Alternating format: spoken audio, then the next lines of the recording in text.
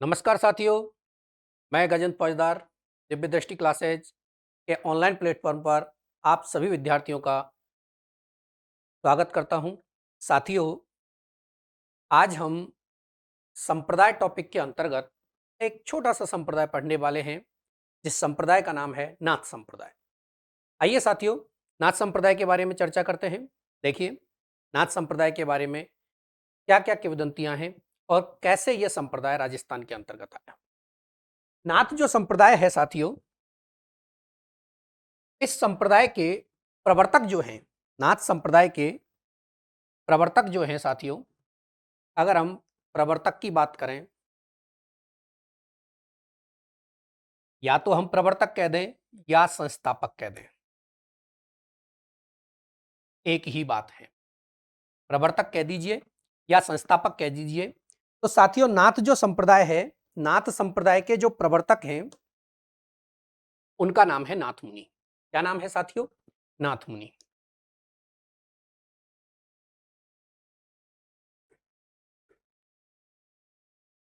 नाथ संप्रदाय का जो स्थापना हुई, नाथ संप्रदाय की जो स्थापना करने वाले हैं साथियों, उन संत का नाम रहा नाथ मुनि। नाथ मुनि ने इस संप्रदाय की स्थापना की, लेकिन इस संप्रदाय को प्रचार के लिए और इस संप्रदाय को जनमानस तक पहुंचाने के लिए जो काम किया साथियों, वो काम इसके प्रचारक हुए। प्रचारक जिन्होंने इस संप्रदाय का प्रचार किया और जन जन तक इस संप्रदाय की जो धारणा थी, इस संप्रदाय का जो मत था, उसको पहुंचाया। तो साथियों, इस संप्रदाय के जो प्रचारक हैं, वो प्रचारक हैं मत्स्येंद्र नाथ। मत्स्येंद्र नाथ, मत्स्येंद्र नाथ हुए जिन्होंने इस संप्रदाय का प्रचार किया। साथियों, नाथ संप्रदाय का प्रचार करने वाले हैं मत्स्येंद्र नाथ। मत्स्येंद्र नाथ जो हुए, इन मत्स्येंद्र नाथ के एक शिष्य हुए जिनका नाम था गोरखनाथ। क्या नाम था साथियों? इनके एक शिष्य हुए जिनका नाम था गोरखनाथ। गोरखनाथ। नाथ संप्रदाय के प्रचारक हुए मत्स्येंद्र नाथ और मत्स्येंद्र नाथ के शिष्य हुए गोरखनाथ। ये जो गोरखनाथ थे, ये बहुत ही ज्यादा प्रभावी व्यक्ति रहे नाथ संप्रदाय के अंदर। गोरखनाथ ने अपने गुरु मत्स्येंद्र नाथ में कुछ कमियां देखी। ऐसा बताते हैं, एक किंवदंती है कि मत्स्येंद्र नाथ जो थे, ये कुछ समय के लिए वैश्यावृत्ति में प्रवृत्त हो गए। और जब ये वैश्यावृत्ति के लिए प्रवृत्त हो गए, वैश्यावृत्ति की तरफ मुड़ गए, तो गोरखनाथ ने अपने गुरु को सुधारने के लिए बहुत प्रयास किए और इसीलिए इस संप्रदाय के अंतर्गत एक उक्ति प्रचलित हुई, जो गोरखनाथ के लिए प्रसिद्ध हुई, भाग मच्छंदर गोरख आया। क्या उक्ति प्रचलित हुई साथियों? इस संप्रदाय में एक उक्ति प्रचलित हुई, भाग मच्छंद्र गोरख आया। अर्थात मत्स्येंद्र नाथ में जो वैश्या प्रवृत्ति आ गई थी, वैश्या के पास जाने की, वैश्या की तरफ मुड़ गए थे, उस गलत आदत को छुड़ाने के लिए गोरखनाथ ने प्रयास किया और गोरखनाथ ने इसी समय अपने गुरु को सुधारने के लिए एक योग दिया और उस योग का नाम है हठ योग। तो गोरखनाथ जी ने किसका, कौन सा योग दिया साथियों? हठ योग। तो हठ योग के जो प्रवर्तक हैं, वो कौन हुए? गुरु गोरखनाथ हुए। गोरखनाथ ने किसे सुधारा? मत्स्येंद्र नाथ को सुधारा, जो किस संप्रदाय के अंतर्गत आते हैं? नाथ संप्रदाय के अंतर्गत आते हैं। साथियों देखिए, अगला जो पॉइंट है, इस संप्रदाय के अंतर्गत नाथ जो संप्रदाय था, इस संप्रदाय की दो शाखाएं विभाजित हुई। नाथ जो संप्रदाय है, यह दो शाखाओं में विभाजित हो गया। नाथ संप्रदाय साथियों दो शाखाओं में विभाजित हो गया। एक जो शाखा है इस संप्रदाय की, उसका नाम है वैराग्य पंथ। क्या नाम है साथियों? वैराग्य पंथ। और एक इसकी जो शाखा है उसका नाम है मान पंथ। नाथ संप्रदाय दो शाखाओं में विभक्त हो गया और ये दो जो शाखाएं हैं उनमें एक शाखा का नाम है वैराग्य पंथ और एक शाखा का नाम है मान पंथ। तो साथियों पहले हम वैराग्य पंथ की चर्चा करते हैं। देखिए वैराग्य पंथ जो है, वैराग्य पंथ के जो साधु हैं वो मुख्य साधु हुए भर्तृहरि। कौन हुए साथियों? भर्तृहरि।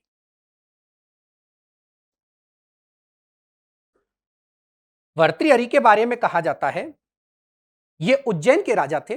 भर्तृहरि जो थे वो उज्जैन के राजा थे। इनकी दो रानियां थी, एक रानी का नाम था अनंगसेना और एक रानी का नाम था पिंगला। ऐसा बताते हैं भर्तृहरि के पास एक साधु आते हैं जो इन्हें एक अमर फल देते हैं और इनकी जो प्रिय रानी थी वो थी पिंगला। और ये जो फल था, इस फल का यह प्रभाव था जो भी व्यक्ति इस फल को खाएगा वह मृत्यु तक यौवन अवस्था को प्राप्त रहेगा। तो भर्तृहरि ने यह जो फल था वो अपनी रानी पिंगला के लिए दे दिया और रानी पिंगला जो थी वो भर्तृहरि के सेनापति से प्यार करती थी। तो रानी पिंगला ने वो अपने प्यार के लिए दे दिया, अर्थात सेनापति के लिए दे दिया। और जो सेनापति था साथियों, वो सेनापति एक वैश्या से प्यार करता था और सेनापति ने वो फल वैश्या के लिए दे दिया। वैश्या ने सोचा कि मेरा जीवन तो बड़ा ही घृणित है और मैं यौवन अवस्था तक इस यौवन अवस्था को बरकरार नहीं रखना चाहती हूं और हमारा राजा बहुत अच्छा है। और उस वैश्या ने यह फल किसके लिए दे दिया? भर्तृहरि के। अब जब भर्तृहरि के लिए यह फल पहुंचा तो वो तो टेंशन में आ गए, बड़ी ही चिंता हुई और चिंता का विषय भी था कि ये तो रानी को दिया था, रानी से वैश्या के पास कैसे पहुंचा। उन्होंने रानी को बुलाया और जब रानी से पूछा गया तो भय के कारण रानी को बताना पड़ा और रानी ने बताया कि किसको दे दिया? सेनापति को। और सेनापति ने बताया कि किसको दे दिया? वैश्या को। इसी घटना से भर्तृहरि जी जो हैं इनमें वैराग्य पैदा हो गया। भर्तृहरि ने अपने जीवन में 3 ग्रंथों का लेखन कार्य किया है संस्कृत के अंतर्गत। साथियों कौन कौन से हैं? 3 शतक हैं भर्तृहरि के। एक है श्रृंगार शतक, एक है नीति शतक और एक है वैराग्य शतक। भर्तृहरि ने जो पुस्तक लिखी वो 3 पुस्तक लिखी साथियों। एक लिखी श्रृंगार शतक, एक लिखी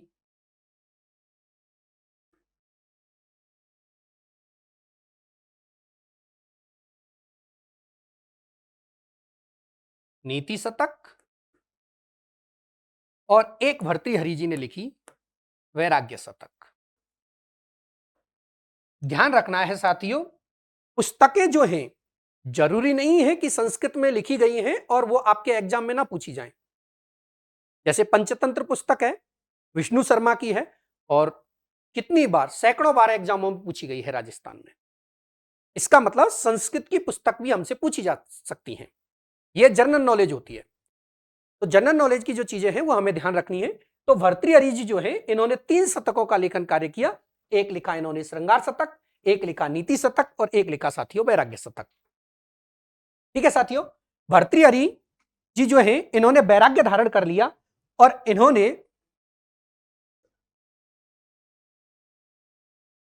राता डूंगर, पुष्कर, अजमेर। राता डूंगर, पुष्कर, अजमेर की पहाड़ियां हैं। राता डूंगर की पहाड़ियां हैं, पुष्कर अजमेर के अंतर्गत है, जहां गांव है बघेरा गांव।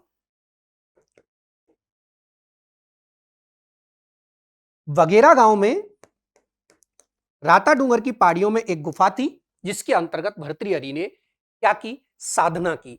और इन्होंने जो मत अनुसरण किया वो था शैव मत। और शैव मत के अंतर्गत कौन सा संप्रदाय आता है? नाथ संप्रदाय आता है साथियों।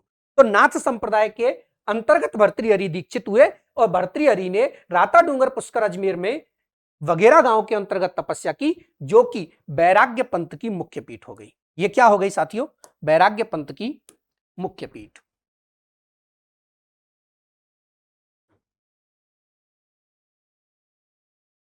ये साथियों वैराग्य पंथ की क्या हो गई? मुख्य पीठ हो गई। तो ध्यान रखना है, वैराग्य पंथ के बारे में हमने देखा कि वैराग्य पंथ के साधु कौन हुए? भर्तृहरि हुए, जो कि उज्जैन के राजा थे, जिनके बारे में हम कहते हैं कि 3 पुस्तकों का लेखन कार्य किया, श्रृंगार शतक, नीति शतक, वैराग्य शतक। भर्तृहरि ने राता डूंगर पुष्कर अजमेर में बघेरा गांव के अंतर्गत तपस्या की, जहां वैराग्य पंथ की, नाथ संप्रदाय के वैराग्य पंथ की क्या है? मुख्य पीठ है। अब साथियों बात करते हैं मान पंथ की।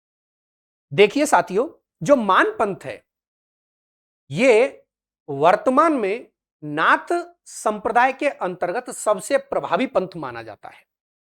तो साथियों मान पंथ जो है, इसके जो मुख्य साधु हुए, मान पंथ के जो मुख्य साधु हुए वो हुए आयसदेव। अगर हम मान पंथ के बारे में देखें तो इसके मुख्य साधु हुए आयसदेव। और ये जो आयसदेव थे, ये जोधपुर के राजा मानसिंह के गुरु थे। इसके गुरु थे?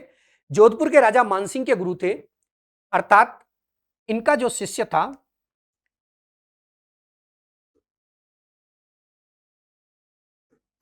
मानसिंह था। और मानसिंह जो है साथियों, ये जोधपुर के राजा थे। और मानसिंह ने गुरु आयसदेव के कहने पर 84 स्तंभों पर एक मंदिर का निर्माण करवाया। 84 स्तंभों पर बना हुआ एक मंदिर है, जिसका नाम है महामंदिर जोधपुर। महामंदिर जो कहां है साथियों? जोधपुर में है। और ये जो महामंदिर जोधपुर है साथियों, ये मान पंथ की मुख्य पीठ है। वर्तमान में महामंदिर जोधपुर जो है वह नाथ संप्रदाय का मुख्य स्थल है। अगर हम ये कहें कि नाथ संप्रदाय का मुख्य केंद्र है तो क्या है? महामंदिर जोधपुर है। साथियों यहां जो कंफ्यूजन है उस कंफ्यूजन को हम आगे देखते हैं, सारी कंफ्यूजनों को मिटाते हैं। देखिए पहला पॉइंट ये रहा, अगर पूछा जाए नाथ संप्रदाय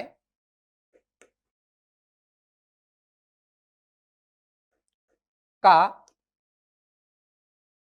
मुख्य केंद्र, अगर पेपर में पूछा जाए कि नाथ संप्रदाय का मुख्य केंद्र है, तो साथियों हमारा जो उत्तर रहेगा वो रहेगा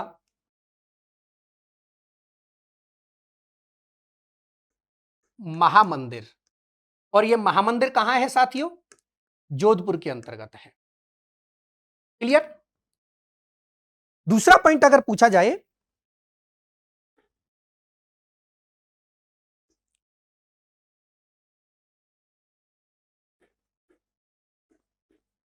वैराग्य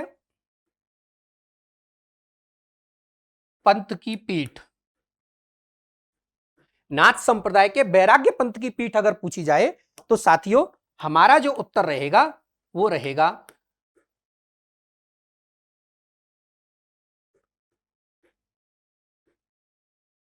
राता डूंगर पुष्कर अजमेर। ठीक है साथियों, अगर पूछा जाए वैराग्य पंथ की मुख्य पीठ है तो उत्तर रहेगा राता डूंगर पुष्कर अजमेर।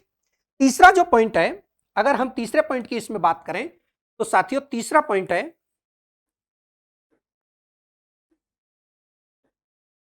मान पंथ की पीठ। तो मान पंथ की पीठ जो पूछी जाएगी साथियों, तो मान पंथ की जो पीठ होगी वो क्या रहेगी? महामंदिर।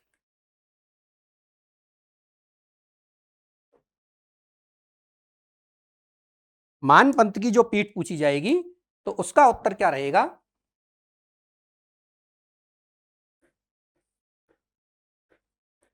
महामंदिर। ठीक है साथियों, आगे अगर हम और बात करें तो इसके अंतर्गत एक कंफ्यूजन बड़ी चीज और है, उसकी भी चर्चा कर लेते हैं। अगर पूछा जाए कनफटे नाथों का तीर्थ, अगर ऐसे पूछा जाए कि कनफटे नाथों का तीर्थ है या मुख्य स्थान है, तो ध्यान रखना है साथियों, इसका जो उत्तर रहेगा वो उत्तर रहेगा आपका भर्तृहरि का मंदिर। भर्तृहरि का मंदिर, और ये मंदिर है साथियों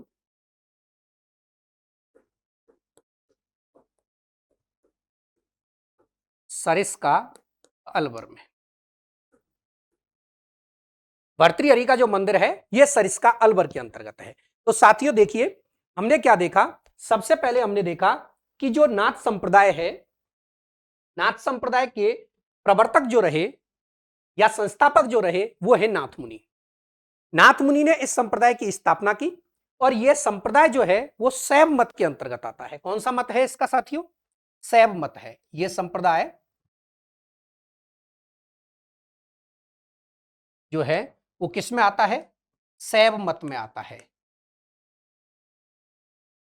और सगुण भक्ति के अंतर्गत आता है। इसके अंतर्गत आता है साथियों, सगुण भक्ति के अंतर्गत आता है। प्रचारक इसके मत्स्येंद्रनाथ रहे।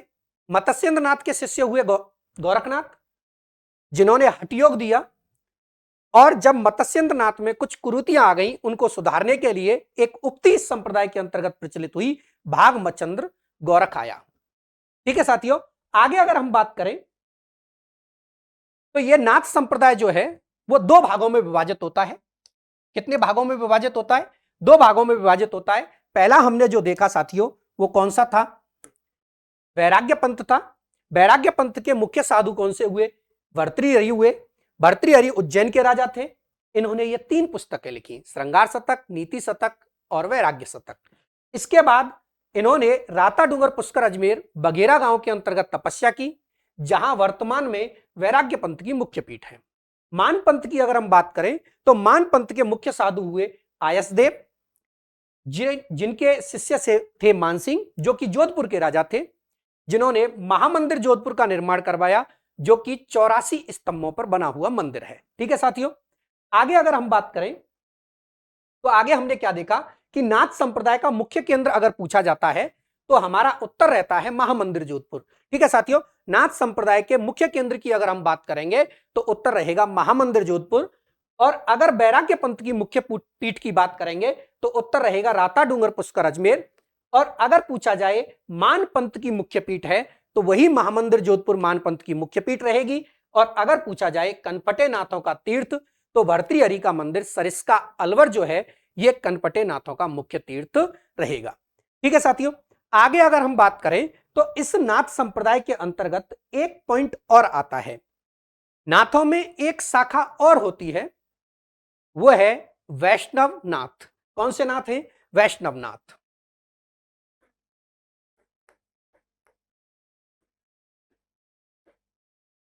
तो साथियों ये जो वैष्णव नाथ हैं, इनके अगर मुख्य केंद्र की बात करें, वैष्णव नाथों के अगर हम मुख्य केंद्र की बात करें, इनका अगर हम मुख्य केंद्र देखें, मुख्य स्थान अगर हम देखें तो इनका मुख्य स्थान है सिरे मंदिर जालौर।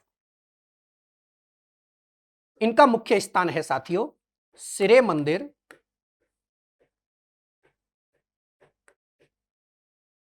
जालौर, जो कि जालंधर नाथ की तपोभूमि है। सिरे मंदिर जालौर जो है, यहां साथियों जालंधर नाथ जी की तपोभूमि है, जिसे वैष्णव नाथों का मुख्य तीर्थ माना जाता है। ठीक है साथियों, हमने देखा कि महामंदिर जो जोधपुर है उसका निर्माण मानसिंह ने करवाया, जो कि 84 खंभों पर बना हुआ मंदिर है। अगर साथियों पूछा जाए 84 स्तंभों पर निर्मित मंदिर है महामंदिर जोधपुर। अगर यह पूछा जाए कि 84 खंभों की छतरी है तो साथियों ध्यान रखना है बूंदी के अंतर्गत। अगर हम कहें 84, अगर यह पूछा जाए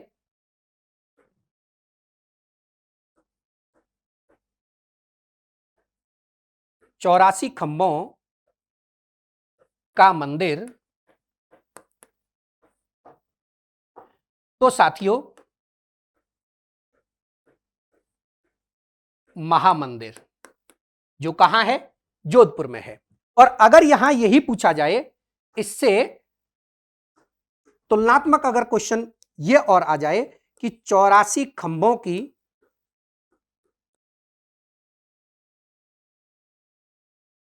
छतरी, तो साथियों 84 खंभों की जो छतरी है ये बूंदी जिले के अंतर्गत है। ध्यान रखना है साथियों, 84 खंभों की जो छतरी है ये बूंदी जिले के अंतर्गत है। 84 खंभों की छतरी की अगर हम बात करें तो ये कहां है, बूंदी जिले के अंतर्गत है। और अगर हम 84 खंभों के मंदिर की बात करें तो साथियों ये मंदिर कहां है, महामंदिर जोधपुर के अंतर्गत है। ध्यान रखना है साथियों, 84 खंभों की छतरी का निर्माण राव अनिरुद्ध सिंह ने अपने धा भाई अर्थात धाय मां के पुत्र देवा गुर्जर के लिए करवाया गया था, जो कि देवपुरा गांव के अंतर्गत है। कौन से गांव में है, देवपुरा। और इसका निर्माण किसने करवाया, राव अनिरुद्ध सिंह। बूंदी के शासक थे राव अनिरुद्ध सिंह, जिन्होंने इस छतरी का निर्माण करवाया। ठीक है साथियों, नाथ संप्रदाय के बारे में हमने देखा कि नाथ जो संप्रदाय है ये शैव शाखा के अंतर्गत है। इसका मतलब अगर हम ये कहें कि जोधपुर जो रियासत है, जोधपुर जो रियासत है वो किस धर्म का पालन करती है, तो ध्यान रखना है हिंदू धर्म के अंतर्गत शैव मत का अनुसरण करती है। कौन सी रियासत, जोधपुर रियासत, या शैव धर्म का अनुसरण करने वाली रियासत है जोधपुर रियासत। साथ के साथ यह भी ध्यान रखना है कि राजस्थान की जो मेवाड़ रियासत है वो भी शैव मत का अनुसरण करती है। तो राजस्थान की दो रियासतें शैव मत का अनुसरण करती हैं, एक रियासत है मेवाड़ रियासत और एक रियासत है मारवाड़ रियासत। ठीक है साथियों, ये हमने छोटा सा सेशन देखा जिसके अंतर्गत हमने नाथ संप्रदाय के बारे में बड़ी ही रोचक जो कहानियां हैं और जो फैक्ट हैं वो समझे हैं। जो साथी पहली बार चैनल पर विजिट कर रहे हैं वो चैनल को सब्सक्राइब करें, लाइक करें, बेल आइकन को दबाएं और अपने सुझाव हमें कमेंट बॉक्स में लिखें। धन्यवाद। कल मिलते हैं नेक्स्ट वीडियो के साथ। Thank you.